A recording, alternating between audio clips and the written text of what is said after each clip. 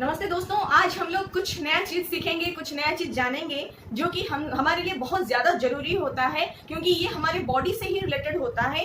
और हमारे बॉडी में क्या ऐसे होता है जिससे हमें जो है एनर्जी मिलता है, जो फूड हम लेते हैं उससे डायरेक्टली हमें एनर्जी मिलने लगता है। कैसे ये सब होता है, कहाँ से एनर्जी मिलता है, ये तो हम लोग पढ़ चुके हैं। कौन सी चीज खाने से हमें क्या चीज मिलता है, क्या नहीं खाने से हमें क्या नहीं मिलता है, ये सब तो हम पढ़ चुके हैं ऑलरेडी। 6th क्लास के साइंस बुक कवर करते हुए हम लोग ये सब जान चुके हैं। लेकिन क्या आपको सच में पता है कि आपके पास कितने टाइप के दांत होते हैं एंड इनका फंक्शन क्या होता है, कैसे ये आपको डिफरेंट डिफरेंट खाना खाने में हेल्प करता है, कैसे आपका खाना जो है एकदम मुंह से आप लेते हैं खाना और अंदर जाके वो डाइजेस्ट होके उससे न्यूट्रिशन कैसे निकलता है, और न्यूट्रिशन यानी क्या होता है, और वो आपको बॉडी में ब्लड के अंदर कैसे जाता है। ये सब जो चीजें होती है हम कभी इसके बारे में इतना सोचते नहीं है, और ज्यादातर हमें ये नहीं पता होता है। जैसे कि बड़े लोग होते हैं घर पे, उनको नहीं पता होता है, लेकिन ये बच्चों को पता होता है, क्योंकि बच्चों के बुक में ये इतने अच्छे से दिया गया है कि सबको जो है ये सब जानना बहुत जरूरी होता है, लेकिन सबको ये पता नहीं होता है। तो थोड़ा सा बेसिक जानने से हमें बहुत कुछ फायदा हो सकता है। कि जैसे हम लोग देखिए, कुछ भी आप छोटा छोटा चीज जैसे कि मेडिकल रिपोर्ट्स कराते हैं या फिर कहीं पे कुछ चेकअप कराने के लिए जाते हैं, तो वो लोग ज्यादातर बायोलॉजिकल टर्म्स यूज करते हैं, और बायोलॉजिकल टर्म्स को ये मतलब ऐसे ही पुट्टी से बोल देते हैं, तो भी हमें जो है समझ में नहीं आता है। कभी कभी ऐसे होता है कि हमें समझ में नहीं आता है।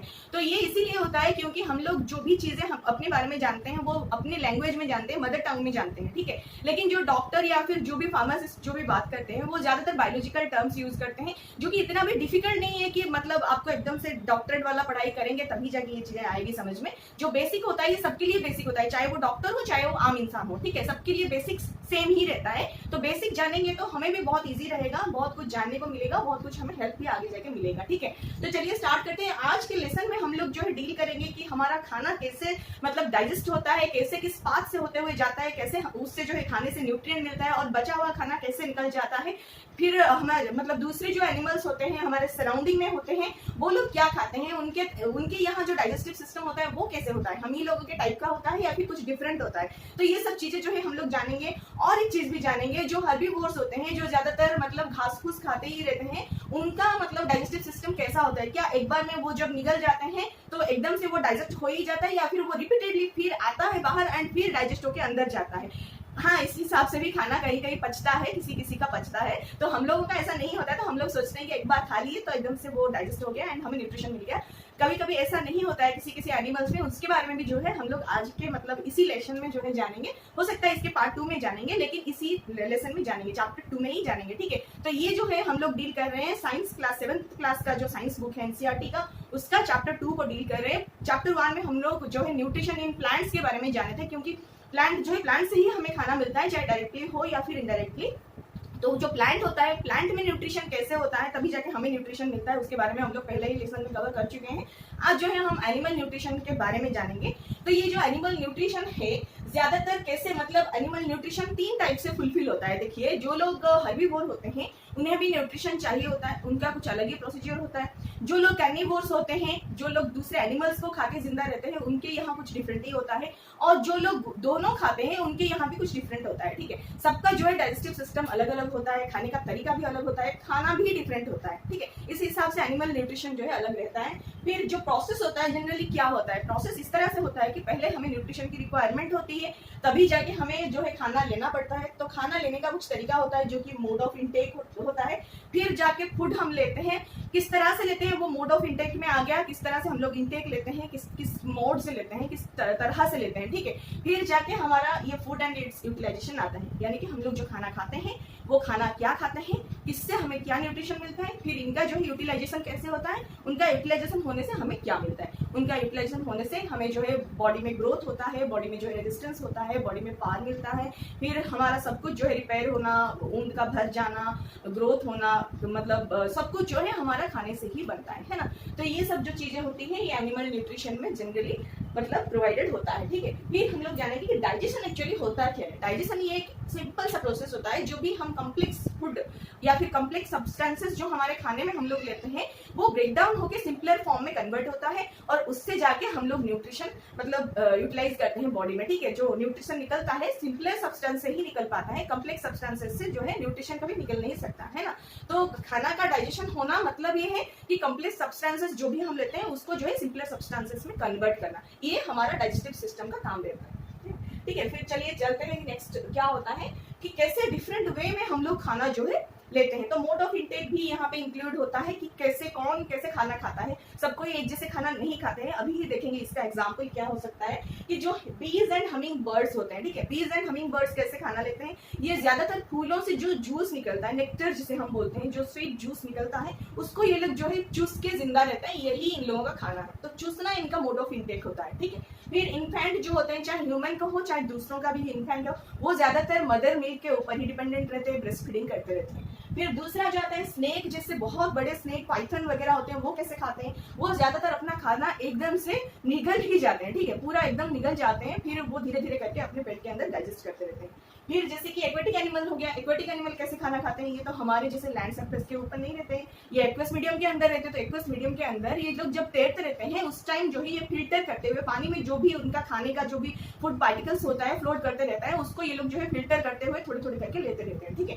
ये थोड़ा सा और देखेंगे एक इंटरेस्टिंग चीज जो है स्टार फिश के बारे में, ठीक है। ये स्टार फिश कैसे खाता है खाना। स्टार फिश बहुत ही एक अलग तरीके से खाता है, क्योंकि देखिए हम लोग जो खाना खाते हैं, अगर दूसरे कोई भी एनिमल आप ऐसे ही जनरली देखेंगे तो आप देख पाएंगे कि खाना ज्यादातर मुंह से होते हुए स्टमक के अंदर जाता है, ठीक है। लेकिन ये स्टार फिश के केस में ये अलग ही होता है, ये मुंह के थ्रू से जो है अपना स्टमक ही बाहर निकाल लेता है खाना लेने के लिए, है ना।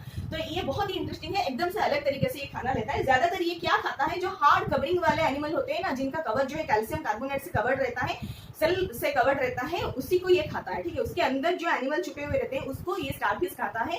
तो ये क्या करता है ना, एकदम जपट में ले लेता है जो भी कैल्शियम कार्बोनेट सेल के अंदर रहने वाला एनिमल, उसको जो जपट में ले लेता है। फिर वो जो जपट में लेने के बाद उससे जो एनिमल निकलता है, वो जो हार्ड कवरिंग के अंदर से जो एनिमल जब निकलता है एकदम से, उस टाइम क्या करता है ना, आपके मुंह के थ्रू से अपना स्टमक को पॉप आउट करके बाहर निकालता है, ठीक है। और बाहर निकाल के वो जो हार्ड कवरिंग से निकला हुआ एनिमल को ये अपने स्टमक के अंदर लेता है एंड धीरे धीरे करके डाइजेस्ट करके उससे जो है न्यूट्रिशन गेन करता है। क्वेश्चन बन सकता है। फिर चलिए जानते हैं डाइजेशन इन ह्यूमंस, यानी कि हम लोगों के अंदर डाइजेशन कैसे होता है। तो ये जो माउथ होता है हमारा, मतलब डाइजेशन जो होता है ये माउथ से स्टार्ट होकर एनस में जाके खत्म होता है, ठीक है। ये जो है हमारा खाना जिस ट्रैक्ट में जाता है उसको हम लोग बोलते हैं एलिमेंट्री कैनाल, ठीक है। जिस ट्रैक्ट में जाता है उसका छोटा छोटा कंपोनेंट है, छोटे छोटे कंपोनेंट में उसको हम लोग समझ लेंगे तो इजी रहेगा हमारे लिए।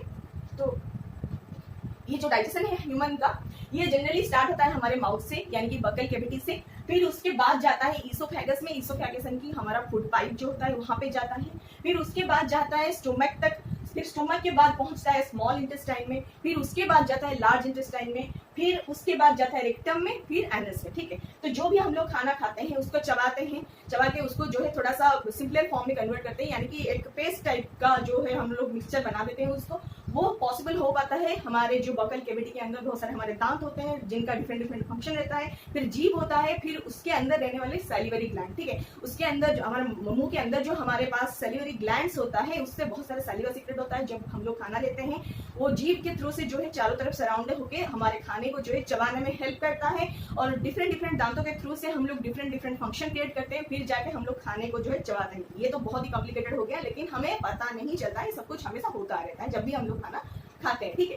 तो इस हिसाब से जो है खाना एक पेस्ट के फॉर्म में कन्वर्ट हो जाता है, फिर ये जो है फूड पाइप के थ्रू से हमारे स्टोमक तक जाता है। तो स्टोमक से जाने टाइम जो होता है, स्टोमक में रहते हुए खाना जो है, फिर वहां पे जो है हमारा और एक ऑर्गन होता है, ग्लैंड होता है जो कि लीवर, ठीक है। लीवर से जनरली बाइल जूस सीक्रेट होता है। बाइल जूस जो भी सीक्रेट होता है हमेशा सीक्रेट होता रहता है, जो भी जब भी मतलब इसका जरूरत नहीं होता है तो ये स्टोर होकर रहता है कहाँ पे, गल ब्लैडर में, ठीक है। जब हमें जरूरत होती है तो गल ब्लैडर से बाइल जूस मतलब स्टोमक तक जाता है एंड ये जो है खाना डाइजेशन में हेल्प करता है। फिर स्टोमक के पास और एक ग्लैंड भी होता है जो होता है पैंक्रियास, एंड पैंक्रियास से जो है हमें पैंक्रेटिक जूस मिलता है, वो भी जो है खाना पचाने में हेल्प करता है। फिर स्टोमक के बाद जो है खाना जो पच जाता है उसका जो है न्यूट्रिशन जो हमें मिलने वाला होता है वो जाता है स्मॉल इंटेस्टाइन में। जब खाना जाता रहता है स्मॉल इंटेस्टाइन के थ्रू से खाना जाएगा स्टोमक से निकलने के बाद, तो स्मॉल इंटेस्टाइन के अंदर जाने टाइम जो होता है न्यूट्रिशन क्या होता है ना, स्मॉल इंटेस्टाइन के अंदर छोटे छोटे विली होते हैं जिनके थ्रू से जो है ब्लड वेसल कनेक्टेड रहता है, उनके थ्रू से जो है हमारा न्यूट्रिशन जो भी खाने से निकला हुआ रहता है वो जो है एब्जॉर्ब होता रहता है, कहाँ पे, विली के थ्रू से ब्लड वेसल,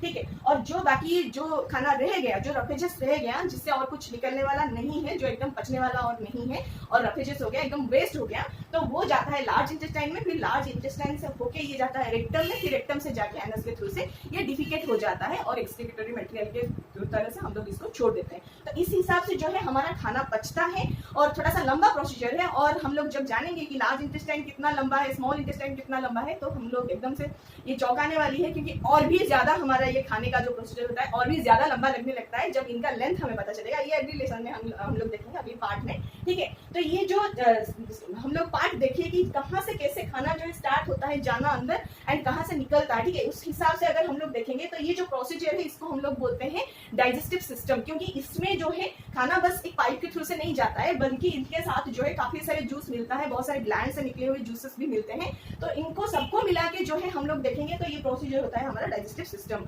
अगर इसमें से हम लोग ये जो ग्लैंड्स है इनको हटा लें, बस ये एक लाइन के थ्रू से, एक स्ट्रेट लाइन के थ्रू से अगर हम लोग देखेंगे कि जो बकल कैविटी, फिर आता है खाना इसोफेगस में, फिर आता है stomach, small intestine, large intestine, rectum and anus, इनको हम लोग बोलते हैं एलिमेंटरी कैनल और डाइजेस्टिव ट्रैक्ट, ठीक है। इसको हम लोग डाइजेस्टिव ट्रैक्ट भी बोल सकते हैं या फिर एलिमेंटरी कैनल भी बोल सकते हैं। अगर इनके साथ जो है थोड़ा सा ग्लैंड एसोसिएटेड हो जाता है तो इसको हम लोग बोलते हैं डाइजेस्टिव सिस्टम, ठीक है। ये था हमारा डाइजेशन इन ह्यूमंस। फिर इनके बाद जो है हमें थोड़ा सा माउथ के बारे में जानना है। माउथ में जनरली हम दांतों के बारे में जानेंगे। नेक्स्ट लेसन में जो है हम थोड़ा सा टोंग के बारे में भी जानेंगे और थोड़ा सा और नई चीज भी जानेंगे। उससे पहले थोड़ा सा टीथ के बारे में जान लेते हैं। पहले तो ये होता है कि हमारा मिल्क टीथ रहता है जो कि 7-8 साल के बाद टूटने लगता है। फिर उसके बाद जो है हमें परमानेंट टीथ मिलता है जो कि मतलब ओल्ड एज तक रहता है। कभी कभार जो है दांतों में डिकेइंग होता है, फिर कीड़ा लग जाना होता है, फिर खराब होता है, फिर कुछ भी होता है, तो ऐसे दांतों को निकालना पड़ता है या फिर निकल जाता है, तो वो भी हो सकता है। और जो परमानेंट टीथ होता है ये हमारा सेकंड स्टेज में आता है और ये एकदम लाइफ लॉन्ग रहता है। इसके टूटने के बाद हमें और दोबारा दांत नहीं मिलता है, ठीक है। तो ये जो दांतों का स्ट्रक्चर होता है हमारा अपर जॉ एंड ऊपर वाला जो स्टेज हम देख रहे थे दांतों का, ऊपर वाला जो भी फ्लोर है हमारा उसको अपर जॉ बोलते हैं। एंड नीचे वाला जो हमें देखने को मिलता है, जो भी दांतों का सेट हमें देखने को मिलता है, उसको हम लोग बोलते हैं लोअर जॉ, ठीक है। तो ये जो दांतों में जो नीचे वाला सेट है वो उसका स्ट्रक्चर जैसा है, ऊपर वाला भी ऐसे ही है। तो ऊपर एंड नीचे दोनों सेट का जॉ जो होता है, दोनों में हमें 16 करके टोटल 32 टीथ हमें मिलते हैं। तो ये जो 32 में से हम एक सेट को अगर देख लेंगे तो दोनों सेट हमें समझ में आ जाएगा।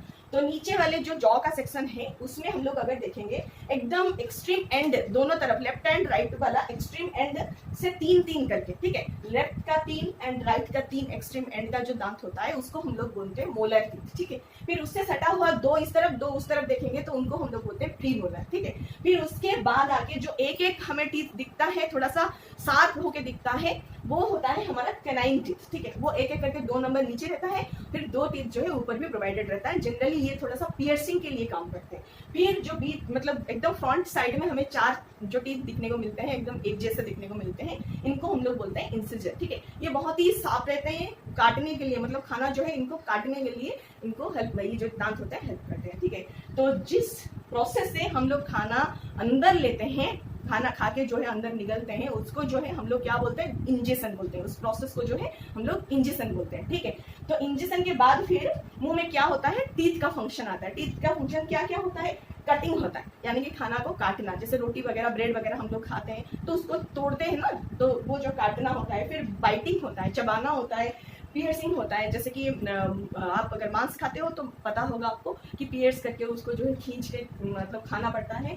फिर टीयरिंग होता है, च्यूइंग होता है एंड ग्राइंडिंग होता है। तो ये सब जो होता है हमारे दांतों का फंक्शन होता है। डिफरेंट टीथ जो है हमें डिफरेंट फंक्शन प्रोवाइड करते हैं, जिससे जो है हम खाना को अच्छी तरह से चबा लेते हैं। एंड इनमें जो है टॉन्ग भी बहुत ज्यादा हमें हेल्प करता है। और टॉन्ग के बारे में जो है आगे वाले लेसन में हम लोग जानेंगे, कैसे इसमें जो टेस्ट वर्ड कैसे होता है, कैसे ये टेस्ट जानने में हेल्प करता है, और फिर सैलिवरी ग्लैंड कहाँ होता है, सैलिवा कैसे सीक्रेट होता है, ये सब जो है हम लोग अगले लेसन में जानेंगे। ये भी बहुत ज्यादा इंपॉर्टेंट है। अगर आज का लेसन आपको समझ में आ गया तो अच्छी बात है, अगर नहीं आया है तो कमेंट करके पूछ सकते हैं। और अगले लेसन देखना मत भूलिएगा। अगर अच्छा लग रहा है तो लाइक शेयर एंड कमेंट करके सब्सक्राइब करना मत भूलिएगा। Thank you so much. नमस्ते।